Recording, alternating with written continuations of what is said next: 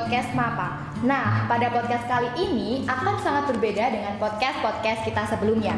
Karena podcast kali ini melibatkan partisipasi dari peserta didik dengan instrumen lembar kerja peserta didik atau LKPD yang sudah kami upload dan kalian bisa unduh di website kami SMA Negeri 1 Pamotan, dan yang dapat kalian kerjakan dengan tentunya menonton video ini. Nah, pada podcast kali ini sangat menarik karena materi yang akan kita bahas sangat keren dan sangat aplikatif. Apa sih materi itu? Nah, materi yang akan kita bahas kali ini adalah materi mata pelajaran kimia kelas 12 tentang larutan elektrolisis. Di sini saya sudah berada dengan Ibu Sri Lestari SPD, ahli kimia di SMA Negeri 1 Pamotan, yang secara teknisnya akan menjelaskan dan menerangkan tentang materi kita kali ini serta mendampingi kita untuk praktikum secara langsung tentang materi elektrolisis ini. Nah, selamat datang di studio SMA Negeri 1 Pamotan, Bu Tari. Sebelumnya boleh memperkenalkan diri?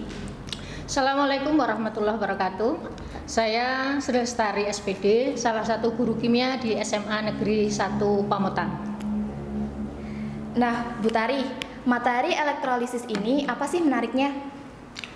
Kenapa materi elektrolisis sangat menarik? Karena dalam kehidupan sehari-hari kita tidak jauh-jauh dari penerapan dari larutan elektrolisis ini. Contohnya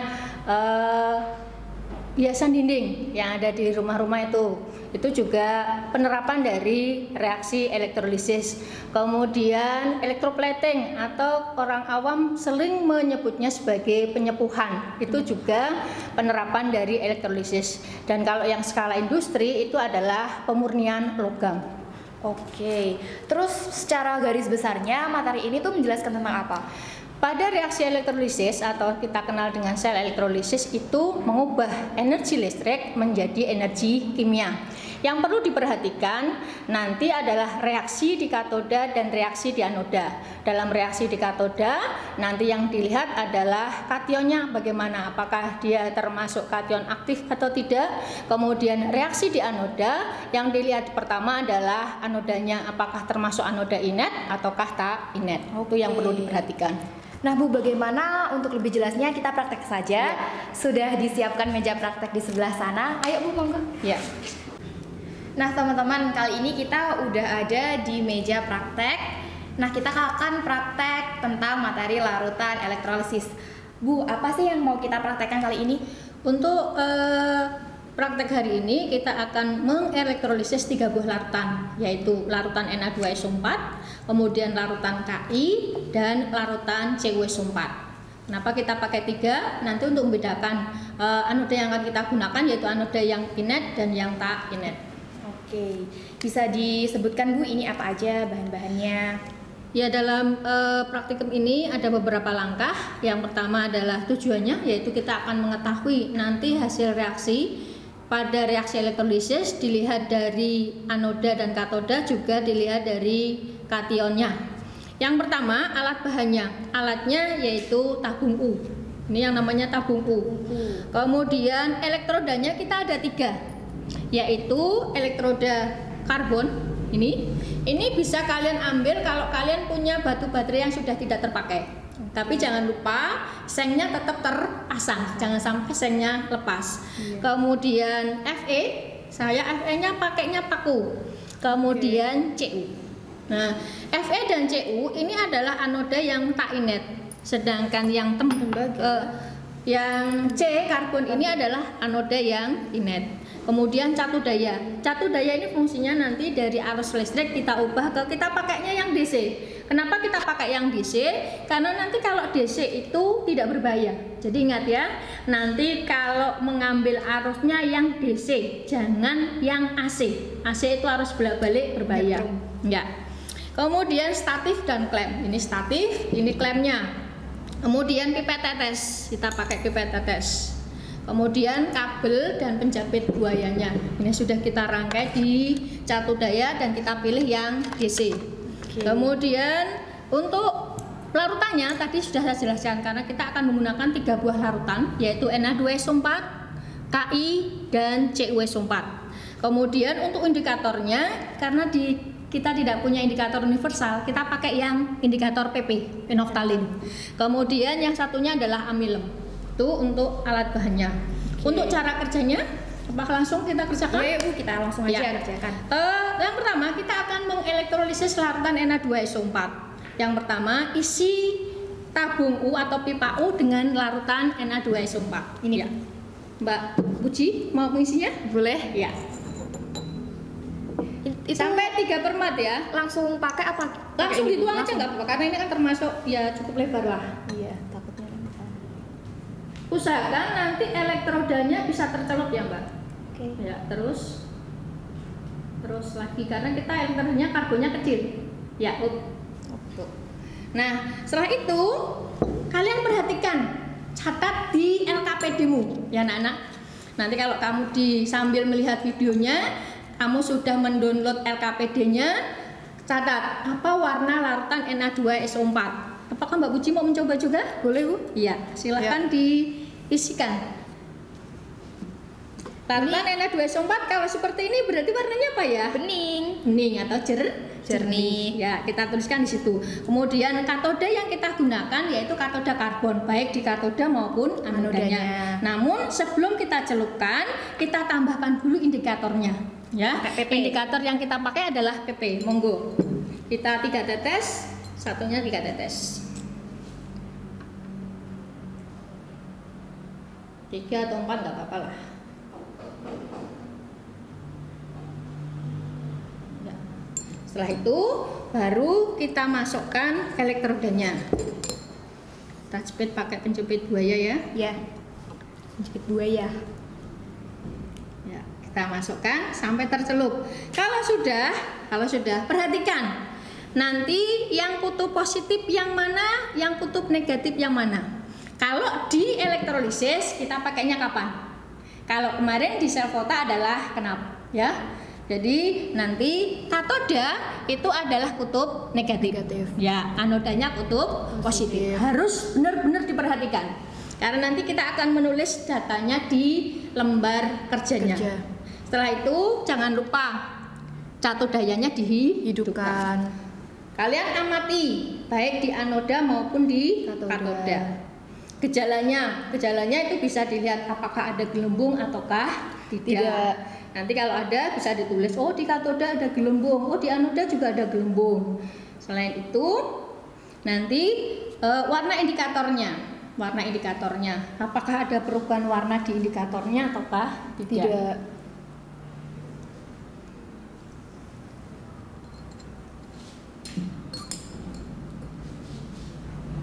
Tidak berubah Bu.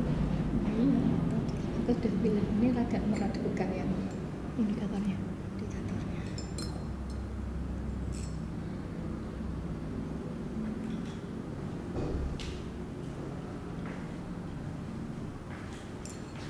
Tapi ada gelembung. Ada warnanya tuh Bu. Ada ya. Warnanya merah. Ya. Yang mana yang merah? Apakah di anoda, apakah di katodanya? Yang di anodanya. Yang kutub? Yang ini kutubnya Kutub tuh dilihat negatif. dari Berarti di katoda. Katoda. Ini yang negatif, yang positif mana Bu? Ini kelihatan. Di mana? Ini negatif, ini Oh, positif. berarti yang hitam negatif, yang Iya. merah positif. Iya. Oke. Negatif itu berarti katoda, yang positif itu berarti anoda. Ya. Berarti ini yang di katodanya. Di katodanya indikatornya berubah Berubah menjadi menjadi merah. Di anodanya Tidak tetap berubah. ya, tidak bening. berubah, tetap bening.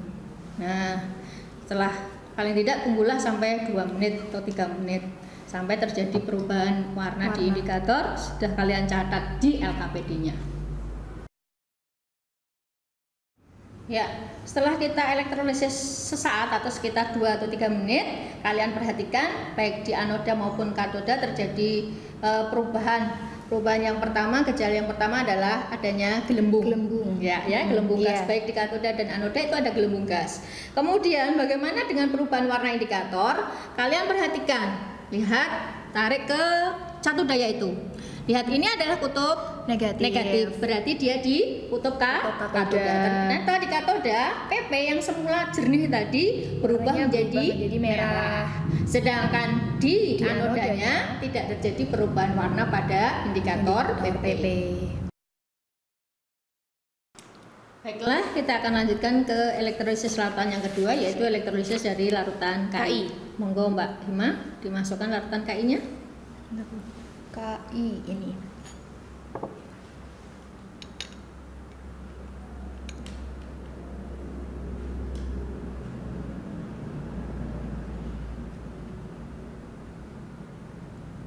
Ya, udah. Ya.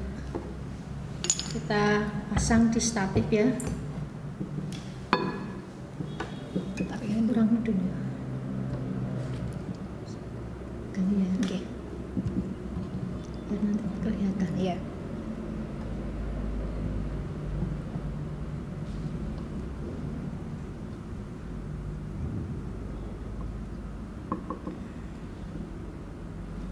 Oke, sudah. Setelah kita pasang larutannya, kalian perhatikan larutan KI warnanya apa, ditulis di LKPD-mu ya. Ternyata warnanya Bening. bening alias jernih ya. Iya. Kemudian dipasang elektrodenya. Ingat, kalau di elektrolisis positif itu Sebagai anoda. ya, yang negatif, Negatif katoda. Ingat-ingat.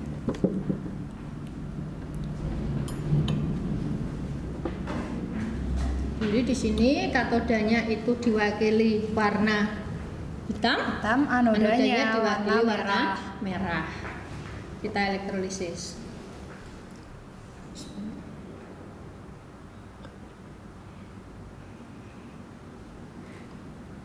Perhatikan ya, sambil dicatat gejalanya apakah timbul gas atau tidak, gelembung gas, kemudian juga perubahan warna larutannya, perubahan warna larutannya, baik di anoda maupun di katoda. Ya. Setelah beberapa saat kita hentikan, nanti kita ambil dua larutan baik di anoda maupun di katoda. Cukup ya, biar nanti tolong Mbak dimatikan ya. Oke. Kemudian kita pipet, Ini kita pipet ya. ambil ya. Ini berarti yang anoda apa katoda? Yang anoda, yang negatif itu anoda. Yang negatif berarti yang katoda. Negatif katoda. Iya, yang positif yang anoda. Sini ya, kuning tadi, kuning kecoklatan.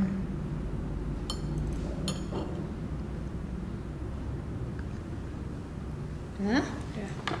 Kemudian Oke. ini kita tambahkan Milum. milem, baik di anoda maupun di katodanya. Ya. Ini berubah jadi ungu. Ya, ini juga yang di Katoda. katoda. Jadi di anoda warnanya berubah menjadi Ungu.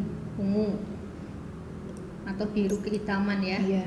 Kemudian yang satunya lagi baik di PP. anoda maupun katoda kita teteskan PP. Merah. Pink. Iya. Itu tidak berubah. Jadi yang di katoda dengan PP berwarna merah, sedang di anoda tetap jadi kuning. Kuning.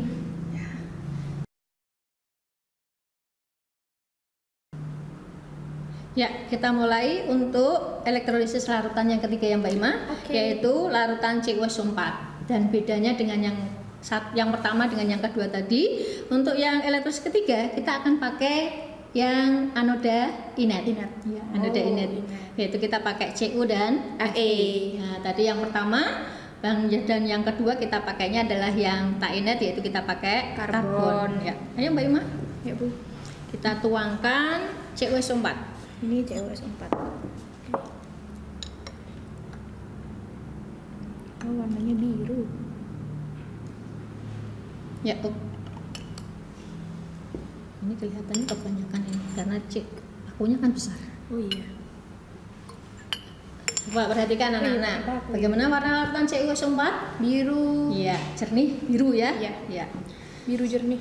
Bagus warna. Sekarang kita pasang di statifnya. Ini ya. Oke.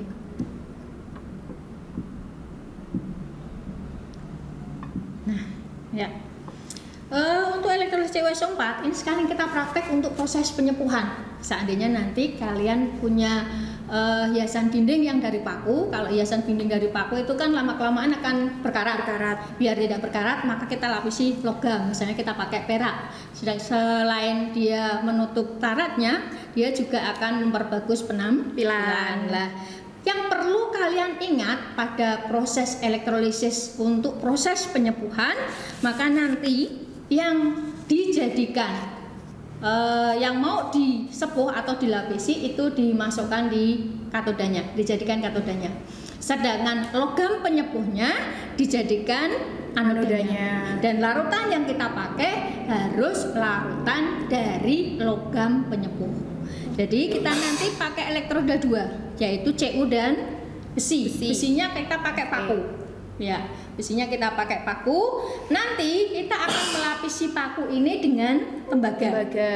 Jadi pakunya nanti sebagai katodanya, tembaganya sebagai anodanya. Anoda adalah kutub positif. Nah, ini tadi kutub positif diwakili oleh kabel yang berwarna merah. Berarti Cu-nya kita pasang di kabel warna merah. Ya, kita lilitkan ya, kita lilitkan. Ya. Nih, kemudian pakunya di katodanya. Kita masukkan.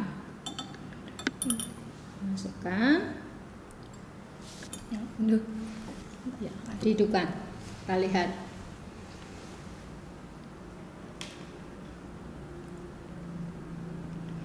Mungkin kalau dilihat secara sepintas nanti tidak begitu kelihatan, tapi setelah kita ambil pakunya akan terjadi pelapisan oleh Cu. Kita tunggu beberapa saat. Oke, kita tunggu. Ingat ya, pakunya katoda, sedangkan Cu-nya anoda. Ya, logam yang akan dilapisi sebagai katodanya, logam pelapisnya sebagai anodanya. Larutan yang digunakan adalah larutan yang mengandung logam pelapisnya. Karena kita mau melapisi Fe dengan Cu, berarti larutan yang kita pakai adalah CuSO4. Ya, kita coba lihat, karena kalau dilihat di dalam tidak begitu kelihatan. Ya. Kita lihat pakunya. Nah, lihat pakunya kan sudah terlapisi oleh tembaga, jadi berwarna agak kemerahan.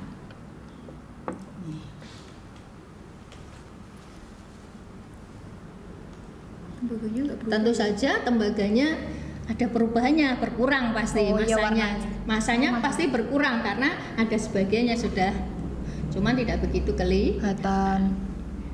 Iya. Tapi yang tembaganya warnanya nggak berubah ya? Ya, nggak berubah.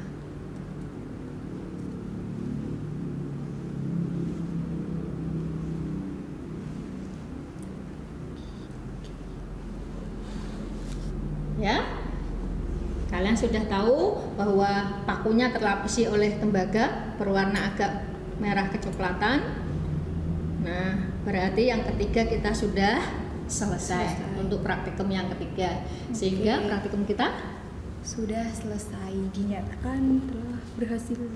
Kalian nanti bisa menganalisisnya sendiri. Oke. Ya Bu Tari, kita sudah selesai melaksanakan praktikum. Sebelum kita kembali ke meja, apakah ada yang perlu disampaikan lagi? Ya, saya harap anak-anak dengan melihat video tadi bisa mengerjakan lembar LKPD-nya dan bisa mengambil data, menganalisis dan akan membuat laporannya. Oke, terima kasih. Nah Bu Tari, kita kan sudah melaksanakan praktikum tadi. Nah, kesimpulan apa yang dapat kita ambil dari praktikum tadi? Ya. Untuk anak-anak semua, dalam praktikum atau menuliskan reaksi elektrolisis larutan, yang perlu kalian perhatikan adalah yang pertama, yang kalian lihat kationnya dulu, apakah dia termasuk kation aktif atau tidak aktif. Kalau dia termasuk kation aktif, maka nanti yang terreduksi adalah air. Tapi kalau dia tidak termasuk ke kation aktif, maka yang terreduksi adalah kation itu sendiri. Yang kedua, lihat anodanya. Kalau dia termasuk anoda inet, maka baru lihat anionnya. Apakah anionnya termasuk sisa asam oksi ataukah bukan? Kalau anionnya termasuk sisa asam oksi, maka yang teroksidasi adalah air. Tapi kalau tidak termasuk ke sisa asam oksi, maka yang teroksidasi adalah anion itu sendiri. Itu jika anodanya termasuk anoda inet. Tapi kalau anodanya tak inet, maka anoda itu sendiri yang akan teroksidasi. Oke, untuk yang terakhir Bu Tari, harapan dan pesan untuk teman-teman. Ya, untuk anak-anakku semua, terutama untuk kelas 12, tetap semangat untuk belajarnya walaupun kita dalam keadaan PPJ dan pandemi ini. Dan pesan saya, satu hal yang selalu kalian ingat dan tanamkan, sebaik-baik manusia adalah yang bermanfaat bagi orang lain. Oke, terima kasih Bu Tari. Kalau gitu, untuk menutup podcast kali ini, saya Puji Matul Ulia dan Ibu Sri Lestari SPD mengucapkan terima kasih kembali ke kalian dan sampai jumpa. Assalamualaikum warahmatullahi wabarakatuh.